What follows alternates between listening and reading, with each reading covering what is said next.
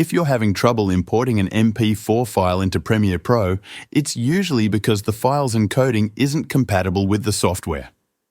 Even though MP4 is a standard format, there are many ways it can be encoded, and some methods can cause problems. Here's a simple process to help you out.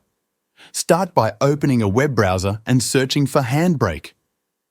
This is a free open-source tool that works well for converting videos into formats supported by Premiere Pro. Once you find the official website, click on it. You'll see a download button, usually easy to spot. Click on it to start downloading the installer. When the download finishes, locate the installer file on your computer. Double-click it to start the installation process. Follow the on-screen instructions. It's straightforward and doesn't take long. Once it's installed, launch Handbrake. With Handbrake open, drag and drop the MP4 file that's causing the issue into the program. Handbrake will automatically detect the file and apply default settings that work well for most editing software, including Premiere Pro. If you're not familiar with the software, don't worry. There's no need to tweak anything at this point. Before converting, you'll need to choose where to save the new file. In Handbrake, there's a Browse button that lets you pick a folder for the output file.